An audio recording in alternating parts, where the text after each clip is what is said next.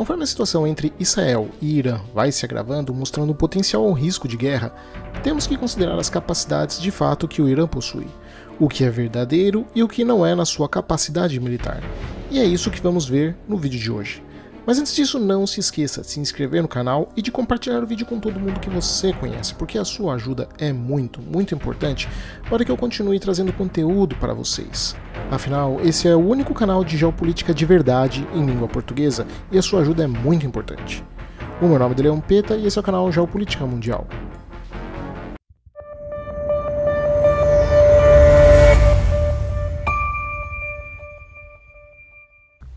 Para esse vídeo eu estruturei ele em tópicos para facilitar o entendimento. E também ele é focado na parte de estrutura, doutrina, percepção que os iranianos têm das suas questões relacionadas à área de segurança e defesa.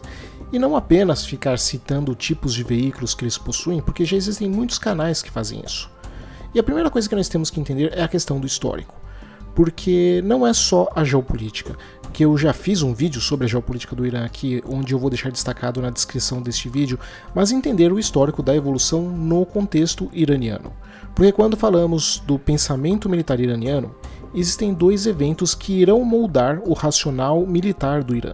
Porque toda a sua teoria estratégica hoje é baseada nesses dois eventos passados. Querer isolar como chegamos até aqui irá levar o observador a não entender absolutamente nada e só fazer uma análise de qual veículo é melhor, qual veículo é pior, o que foge das verdadeiras potencialidades em torno do Irã. A primeira questão foi a Revolução Iraniana de 1979 e o segundo, a Guerra Irã-Iraque, entre 1980 e 1988. Até a Revolução Iraniana, a estrutura militar iraniana era fortemente baseada em equipamentos e na doutrina militar dos Estados Unidos, mas a subida ao poder dos ayatolás iria cortar os laços entre Teherã e Washington. Isso ia sufocar os iranianos na aquisição de novos materiais norte-americanos e peças para a manutenção dos equipamentos que eles já tinham comprado. Apesar do clamor popular contra as forças armadas no pós-revolução, isso foi fortemente desencorajado pelas autoridades revolucionárias. O governo dos ayatolás se esforçou em prevenir e, sempre que necessário, suprimir tais ações populares de outras alas contra as forças armadas. Apesar das enormes desconfianças com relação aos militares e da formação da Guarda Revolucionária em paralelo às forças regulares estatais, esse processo revolucionário não teve como efeito grandes expurgos, o que poupou a coluna vertebral das forças armadas iranianas, mantendo ela funcional, o que possibilitou e forçou os iranianos a terem que adotar um modelo militar próprio, ainda que com herança norte-americana, mas que teria que improvisar para se manter em efetividade. Para os soviéticos, esse afastamento do Irã com os Estados Unidos era uma brecha a ser preenchida, com a União Soviética sendo o primeiro estado a reconhecer o novo governo dos ayatolás. Mas com o líder supremo, o Ayatollah Khomeini, sendo taxativo sobre como o Islã era incompatível com os ideais comunistas, sobretudo por causa do ateísmo, a relação entre os dois ficou morna. Durante a Guerra Irã-Iraque, Moscou forneceu diretamente a Saddam Hussein grandes quantidades de armas e também para o Irã, secreta e indiretamente, através da Coreia do Norte. Contudo, apesar dos embargos oficiais dos Estados Unidos, por debaixo dos panos, Washington também manteve o fornecimento de armas, como veio a público com o escândalo do Irã-Contras em 1986. O que nos traz ao segundo evento que iria moldar o Irã, a Guerra Irã-Iraque. Oficialmente, o Irã estava isolado, com a União Soviética e as famílias reais do Golfo apoiando formalmente Saddam Hussein no Iraque, que temiam que o fervor revolucionário iraniano se espalhasse, atingindo outras realezas da região, sobretudo a jordaniana e a saudita. Mas não era interessante um líder nacionalista árabe forte como Saddam Hussein, que pudesse unificar o mundo árabe e também nem fortalecer muito as famílias reais islamitas. O que fez com que, como eu disse agora há pouco, em segredo, extraoficialmente, tanto os Estados Unidos como a União Soviética abastecessem também o Irã. Era interessante, na verdade, para que Washington e Moscou, que o mundo árabe e o mundo persa continuassem lutando entre si. Os iranianos sofreram pesadas derrotas no início da guerra com o Iraque, que estava melhor equipado, sofrendo inclusive ações de armas químicas por parte dos iraquianos. Mas a adaptação estratégica, grande volume de soldados, somado com o bom uso de sua geografia grande e montanhosa, acabou desgastando as forças iraquianas a ponto de se tornarem não mais efetivas na frente iraniana.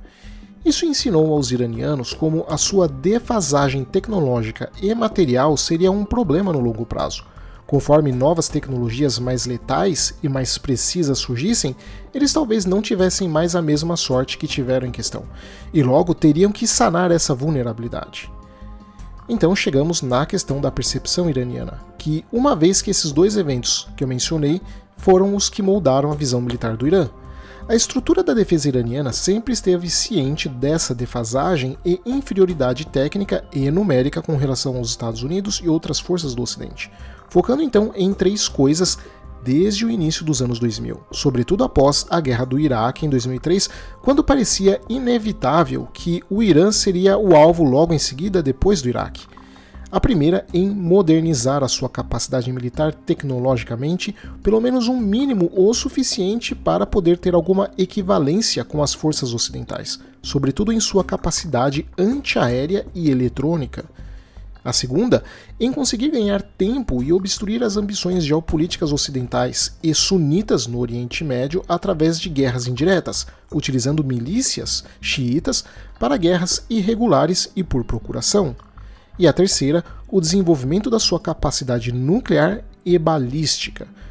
Essa leitura se mostrou correta agora olhando 20 anos para trás, porque quando olhamos para o mundo de 2003, enquanto os Estados Unidos estavam invadindo o Iraque, os iranianos tinham que se preocupar com forças ocidentais também ocupando o Afeganistão e com bases posicionadas ao sul, na Arábia Saudita, Emirados Árabes e Omã, e no noroeste do país, no Azerbaijão, e ainda o membro da OTAN, a Turquia, que serviu de plataforma territorial de ataque contra o Iraque e poderia fazer o mesmo contra o Irã.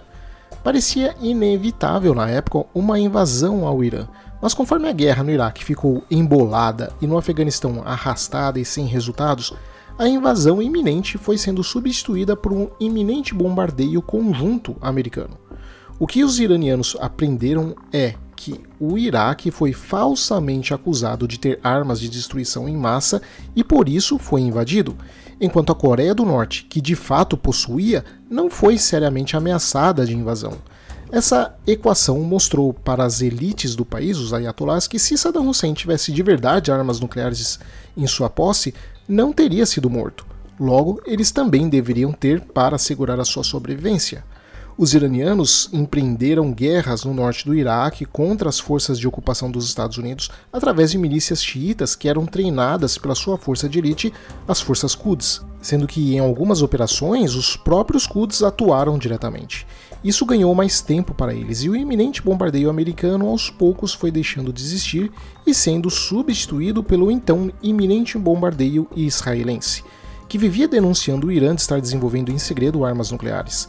Nesse sentido, as intervenções da OTAN na Líbia e Síria no começo da década de 2010 ensinaram os iranianos que a superioridade aérea ocidental poderia arrastar um país para a miséria mesmo sem tropas em solo, o que fez com que os iranianos logo corressem para desenvolver e aumentar a sua capacidade antiaérea, sobretudo com a aquisição de dispositivos como o S-200 e S-300 da Rússia, além de uma investida pesada em desenvolvimento de tecnologia própria para sistemas de detecção e defesa antiaérea, em parceria com engenheiros chineses e russos, embora não se saiba exatamente a profundidade dessa cooperação. Assim, o grande problema israelense para qualquer ataque no Irã hoje são dois. O primeiro, como atacar tantos alvos espalhados em um país grande, montanhoso e que possui um sistema de defesa antiaérea em grande quantidade. E segundo, como chegar até o Irã sem alertar os sistemas de detecção iranianos. Os israelenses assim foram levados a um dilema, porque uma opção seriam os voos de baixa altitude, tentando evitar os radares iranianos, mas que devido à baixa altitude gera mais a resistência do ar e por consequência aumenta o consumo de combustível, isso obrigaria a parte de seus aviões a terem que abastecer em voo, o que aumentaria as chances de alerta das defesas iranianas. Ou voar bem alto, evitando a resistência do ar e com isso poupando combustível, mas correndo o risco do ataque ser detectado de forma muito precoce. E eu acho impressionante como a leitura de geografia e da logística determinam se um evento será ou não real, porque a maioria dos canais do YouTube que se propõem a fazer análises pobres de guerra simplesmente ignoram como as coisas precisam ser movimentadas e como isso é extremamente difícil.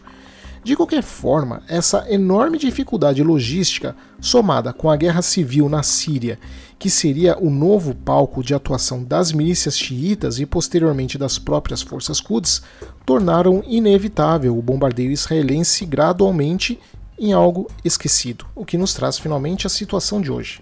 Os ataques do Hamas e o contra-ataque israelense em Gaza foram incendiando as circunstâncias envolvendo Irã e Israel, que levariam Israel a atuar na Síria em abril de 2024 e, por consequência, ao Irã em responder com ataques contra Israel.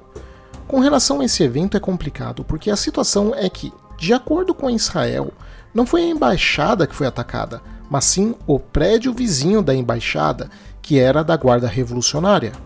Logo, isso significaria que as leis internacionais sobre ataques contra embaixadas não teriam sido quebradas. Mas, de acordo com o Irã, o prédio era um anexo da embaixada iraniana e era diretamente ligado, com uma placa externa de fato oficializando isso. Porém, as imagens via satélite não deixam claro se havia ou não uma ligação contínua entre os dois edifícios, o que deixa a situação bastante ambígua. Por isso, quem poderia determinar a veracidade dos fatos seria o governo sírio, que devido às autorizações administrativas, como aval de construção, autorização diplomática, etc., saberia de fato a oficialidade do prédio. Mas como sabemos, o Irã e a Síria são aliados, então, verdade ou mentira, os sírios confirmariam a veracidade e a autenticidade de que era parte da embaixada iraniana.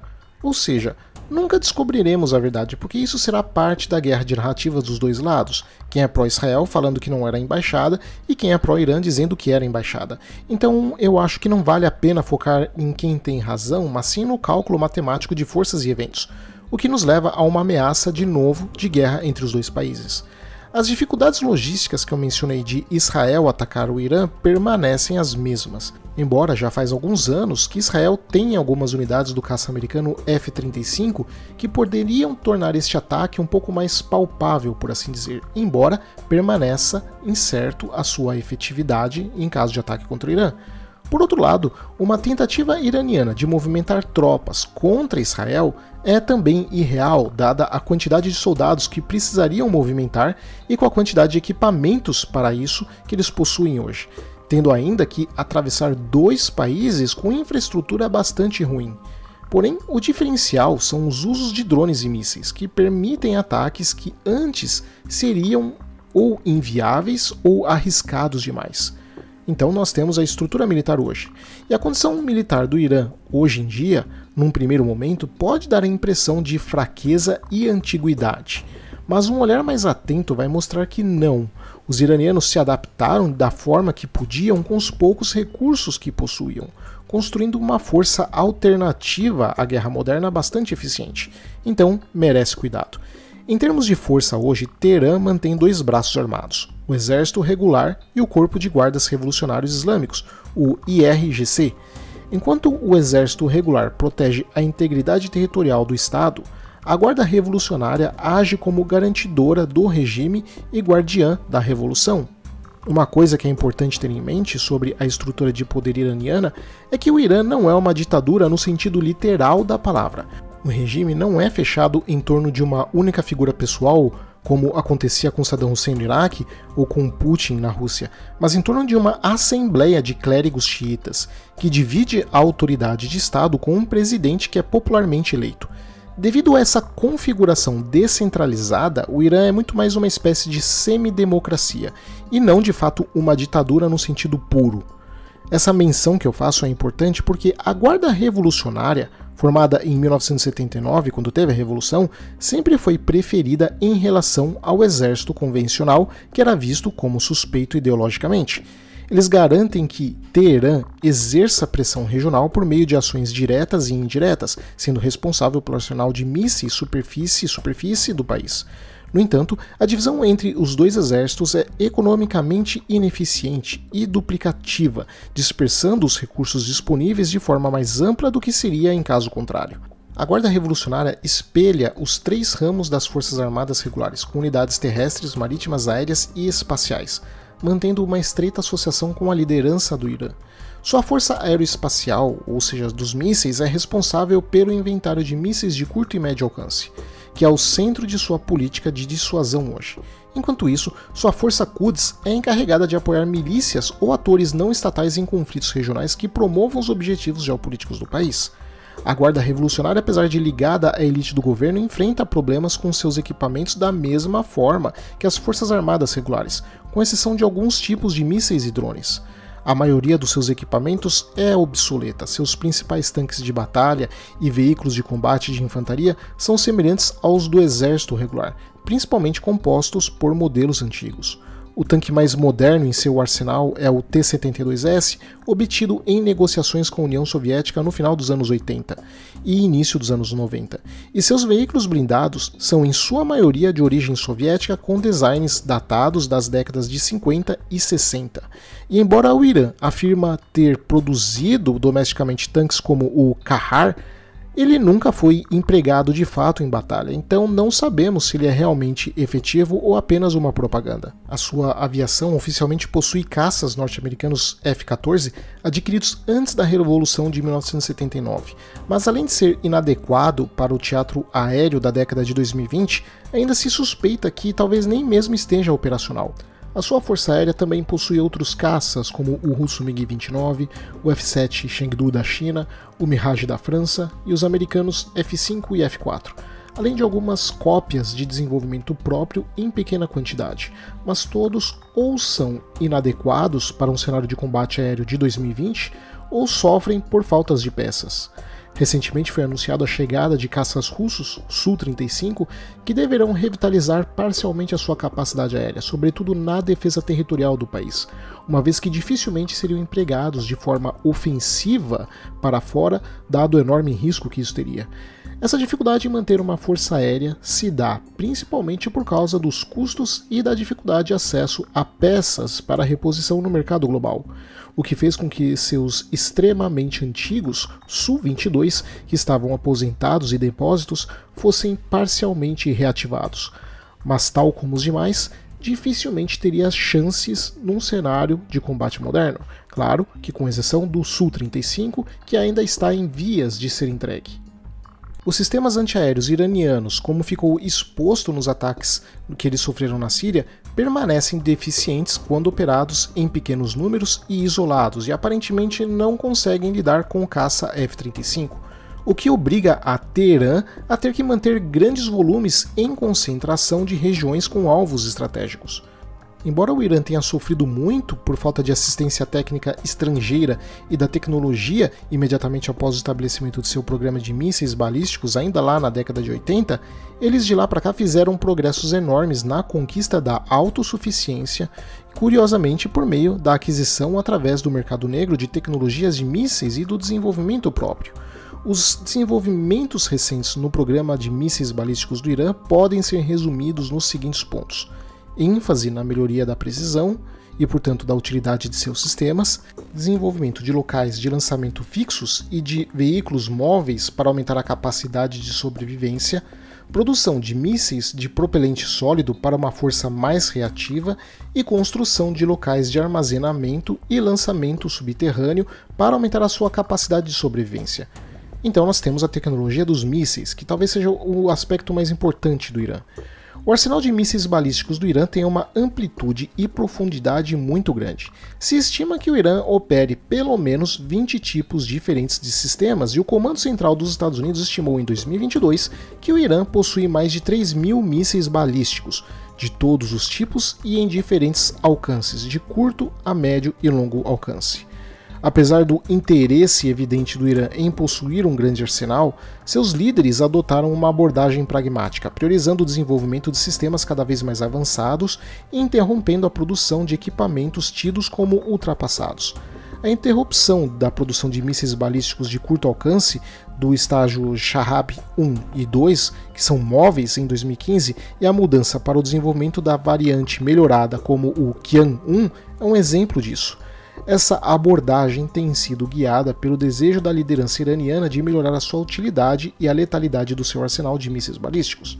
A precisão foi melhorada através da modernização de equipamentos de orientação, incluindo sistemas de orientação baseados em solo, terminais e strap-down, que são um tipo de sistema de orientação usados em mísseis e outras armas guiadas, onde os sensores de orientação, como giroscópios e acelerômetros, são montados diretamente na parte da ogiva do míssil, geralmente na parte superior, e são fixados diretamente na sua estrutura, em vez de serem montados em uma plataforma giratória dentro do objeto.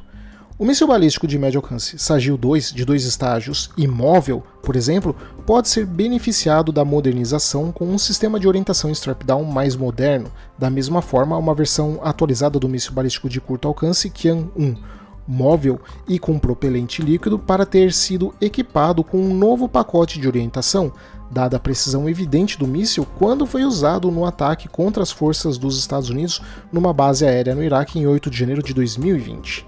A classe de mísseis Fateh também recebeu várias melhorias de orientação, incluindo a adição de um buscador eletroóptico para orientação terminal para a variante Fateh Mobin, móvel e com propelente sólido. Essa variedade de dispositivos com propelentes sólidos e líquidos faz com que o Irã tenha os que são sólidos sendo de pronta resposta e os líquidos a um preço mais barato. Segundo relatórios dos governos dos Estados Unidos, se acredita que o Irã possua menos de 100 lançadores móveis para seus sistemas balísticos de curto alcance e cerca de 50 lançadores para seus mísseis balísticos de médio alcance, e tem feito algum esforço em padronizar o design de seus veículos lançadores transportadores e veículos lançadores móveis.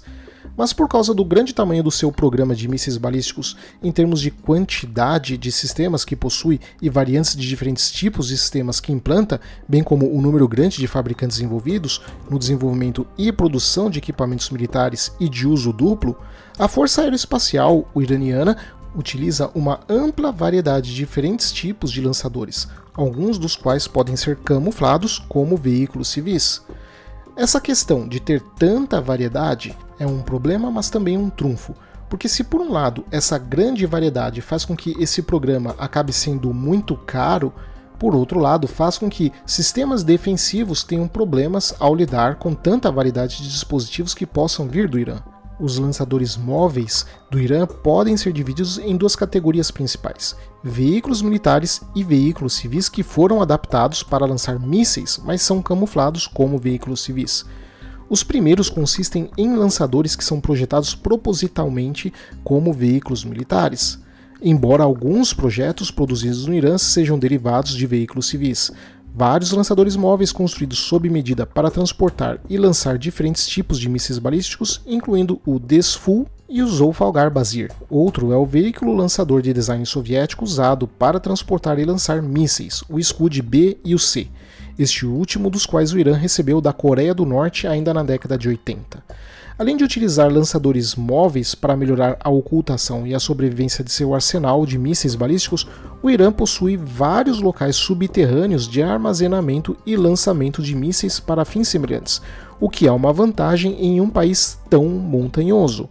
Esse tipo de estrutura dá ao Irã a capacidade de posicionar antecipadamente equipamentos que podem agir como multiplicadores da força, reduzindo vulnerabilidades dos mísseis balísticos iranianos a ataques, potencialmente força um adversário a usar quantidades significativas de munição para desativar ou prejudicar locais de lançamento bem protegidos, aumenta a capacidade do Irã de disparar grandes salvas de mísseis em rápida sucessão e reduz o risco para o pessoal militar iraniano se o comando e controle puder ser localizado com segurança longe dos locais de lançamento.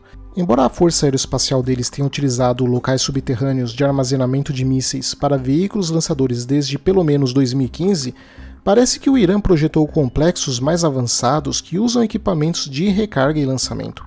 Enquanto os locais de armazenamento subterrâneos projetados anteriormente pela Força Aeroespacial estão bem protegidos sob terreno montanhoso, sua utilidade pode ser reduzida se um adversário impedir a entrada e saída dos veículos lançadores móveis mirando nas entradas dos túneis.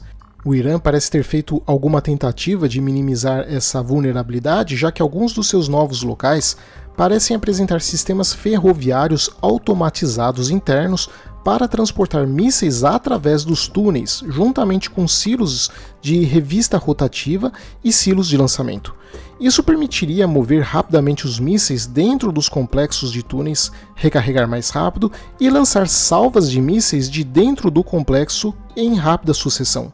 Armazenar mísseis desta forma também aumenta a quantidade de espaço disponível, já que existe uma grande necessidade de espaço para os mísseis de longo alcance. O Irã também parece ter desenvolvido e implementado um sistema de enterrar mísseis balísticos que é um pouco diferente de um silo de mísseis subterrâneo tradicional. Durante o exercício Grande Profeta 14 do Irã, em julho de 2020, eles anunciaram o lançamento bem-sucedido de mísseis balísticos de forma completamente camuflada. As imagens do teste de míssil mostram o lançamento quente de um tipo não identificado de míssil balístico de uma escotilha camuflada. Então, nós temos a outra questão assimétrica que eles apostaram e desenvolveram muito, os drones. E tal como eles têm focado em milícias para lidar na forma assimétrica com ameaças maiores, eles também têm sido pioneiros no emprego de drones, justamente devido à taxa custo-efetividade que eles têm. Porque os drones suplementaram a deficiência que eles têm com equipamentos que custariam milhões e milhões de dólares, e permite que eles possam resolver essas brechas com a maior parte de sua indústria doméstica. E é interessante o grande avanço com drones que os iranianos obtiveram, sobretudo os Shahed 131 e 136, sendo esse segundo que vimos estrear na Ucrânia após ser vendido para a Rússia. Os componentes recuperados na Ucrânia do 136 e no Oriente Médio do 131 parecem que são muito semelhantes, porque os destroços do Shahed 136, que foi usado na Ucrânia, ao lado do 131, que foi usado no Iraque, mostra que os sistemas têm o mesmo tamanho e formato e foram construídos usando materiais e subcomponentes semelhantes, bem como a mesma estrutura em forma de favo de mel dentro da fuselagem. O uso desses drones tem um impacto preocupante para Israel, porque apesar do Iron Dome ter sido 99% efetivo na defesa, supostamente, porque é apenas de acordo com o governo israelense e isso não foi confirmado por nenhuma outra fonte isenta, a capacidade do Irã em usar esses drones coloca uma pressão financeira sobre os israelenses. Porque na batalha do dia 13 de abril, eles gastaram mais de 500 milhões de dólares, enquanto o Irã não sabemos, mas provavelmente apenas uma cifra disso. O barateamento da guerra causada pelos drones tem impactado na Ucrânia e será um problema para o futuro de Israel. Os programas de guerra de drones do Irã passaram muito mais rápido do que se esperava, de plataformas limitadas a ISR, ou seja, inteligência, vigilância e reconhecimento, para capacidades de ataque. Isso marca um indicador valioso que mostra a trajetória do Irã. Um relatório de 2019 destacava que o Irã estava em uma trajetória muito rápida de evolução na fabricação e desenvolvimento de drones, e isso acabou se confirmando agora em 2023 e 2024. Isso é exemplificado pela transição do Morragir 1, usado apenas para o monitoramento durante a guerra Irã-Iraque, ainda lá na década de 80, para o Morragir 6, que agora é considerado um ativo eficaz para as operações de ataque. Essa evolução representa um salto grande no potencial militar dos iranianos, permitindo que eles possam projetar poder e influência em um nível mais amplo do que antes. Além disso, o Irã não apenas desenvolveu suas próprias capacidades de drones, mas também se tornou um fornecedor dessas tecnologias para a Rússia. Essa parceria ressalta a crescente importância do Irã no cenário internacional como um ator significativo no campo de tecnologia militar, algo até então inédito. Outra coisa é a integração de mísseis e drones em pacotes de ataques mistos, como vimos em Israel, representando uma mudança na estratégia militar dos iranianos. Essa abordagem desafia as defesas convencionais e permite ao Irã executar operações mais complexas e coordenadas, e com um custo relativamente baixo. E dentro desse contexto, temos a cereja do bolo, a questão nuclear. Porque, considerando o seu avançado programa aeroespacial de mísseis e o curioso programa de drones, esse é um ponto que fará ainda mais diferença no futuro, o seu fator nuclear. Porque o que ficou claro é que, caso o Irã desenvolva a capacidade plena nuclear, o que envolve não só a criação de armas nucleares, mas também a miniaturização da ogiva para que ela possa caber na sua já sofisticada tecnologia de mísseis, Israel então teria um problema extremo na sua cabeça. O programa nuclear iraniano foi assim pulverizado e espalhado pelo país e não concentrado, para que em caso de ataques não se perdesse todo o programa de uma única vez, como aconteceu com o programa nuclear iraquiano em 1981, quando Israel, na Operação Babilônia, destruíram a usina que estava em construção. Isso dificulta a neutralização por completo do seu programa nuclear. Com a queda da União Soviética, as relações Teherã e Moscou experimentaram um aumento repentino nas relações diplomáticas e comerciais, com a Rússia logo herdando os acordos de armas que havia entre os soviéticos e iranianos. E em meados da década de 1990, a Rússia já tinha concordado em continuar a trabalhar no desenvolvimento do programa nuclear do Irã, com planos para terminar a construção da central nuclear de Bushehr, que tinha sido adiada por quase 20 anos. Desde o início dos anos 2000, a construção de instalações de enriquecimento de urânio por meio de centrífugas de gás em Teherã tem sido a principal fonte de preocupação com o potencial desenvolvimento de armas nucleares. As centrífugas de gás enriquecem o urânio fazendo girar um gás de urânio em alta velocidade para aumentar a concentração do isótopo de urânio. Essas centrífugas podem produzir tanto urânio pouco enriquecido, que é utilizado em reatores nucleares, quanto urânio altamente enriquecido, que é um dos dois tipos de material físsil usado em armas nucleares. O Plano de Ação Conjunto Global, que é um acordo assinado entre o Irã e a Alemanha, China, Estados Unidos, França, Reino Unido e Rússia de 2015, exige que os iranianos coloquem várias restrições em seu programa nuclear, além de aceitar requisitos específicos de vistorias. Mas o presidente Donald Trump anunciou em maio de 2018 que os Estados Unidos estavam encerrando a sua participação no acordo. Após essa decisão, o Irã deixou de implementar a maior parte do acordo, incluindo aceitar o monitoramento da Agência Internacional de Energia Atômica. A expansão do programa de enriquecimento do Irã reduziu o tempo necessário para que eles possam produzir uma quantidade suficiente de urânio altamente enriquecido que pode ser usado em armas nucleares. As restrições que o acordo tinha imposto ao programa nuclear do Irã mantiveram ele sob controle, garantindo que por pelo menos uns 10 anos Teherã precisasse de pelo menos um ano para produzir esse urânio enriquecido de grau o suficiente para ser usado em uma arma nuclear. Mas o número de centrífugas instaladas pelo Irã, a massa e a concentração de urânio 235 no estoque de urânio enriquecido de Teherã estão acima dos limites exigidos pelo acordo.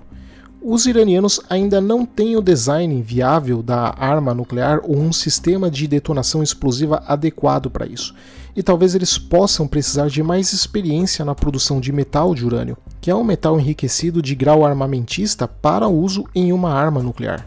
Até esse momento que eu gravo o vídeo, o Irã não teria retomado o trabalho em sua pesquisa de armas. O Irã vai precisar de aproximadamente um ano para concluir as etapas de weaponização, ou seja, passar esta tecnologia de civil para ser usada como arma. Então, por enquanto, não há evidências que apontem que os iranianos estejam realmente tentando desenvolver armas nucleares, e mesmo que houvesse, de acordo com a inteligência americana, levaria cerca de um ano. Além disso, eles ainda não possuem tecnologia para miniaturizar as armas nucleares, o que significa fazer o dispositivo nuclear caber dentro dos seus mísseis para ser lançado em direção ao alvo. Mas é claro, isso supondo que não recebam ajuda de algum país que já domine todas essas tecnologias. E nesse sentido, apesar da Rússia e da China terem posado como parceiras de nível estratégico, nenhum dos dois países quer um Irã nuclear que poderia no futuro se voltar contra os seus interesses e tentando agir por conta própria em plena boca do divisor do Oriente Médio com a Ásia Central. Por outro lado, um país que tem historicamente auxiliado o Irã de diversas formas tem sido a Coreia do Norte, que por enquanto, até abril de 2024, não possui a tecnologia de miniaturização, mas que, se conseguir, pode vir a ajudar os iranianos em troca de recursos escassos para o regime de Pyongyang. Mas é claro, isso é especulativo, mas seria até o momento a única forma do Irã acelerar esse prazo de um ano mínimo para poder desenvolver as suas armas nucleares e mais um tanto de anos para poder miniaturizá-las. Assim, o que fica mais ou menos claro com relação a essa estrutura militar iraniana é que, Apesar de não ter recursos suficientes para poder modernizar o seu exército da forma tradicional e em larga escala, eles priorizaram pontos estratégicos que acabam tendo efetividade no longo prazo e minando os interesses de potências mais ricas de forma mais barata e eficiente. Se isso vai dar resultado ou não, só o tempo vai dizer. Obrigado a todos, espero que vocês tenham gostado. Considere a hipótese de virar membro. Não só você vai auxiliar muito o canal para que ele continue existindo, porque atualmente a única forma do canal existir é com a ajuda dos membros, como ainda por cima você vai ter acesso antecipado de 1 mês dos vídeos daqui do canal, e também aos podcasts completos, lives exclusivas comigo e vídeos exclusivos de alguns cursos que eu coloquei para os membros. Abraços e até o próximo vídeo.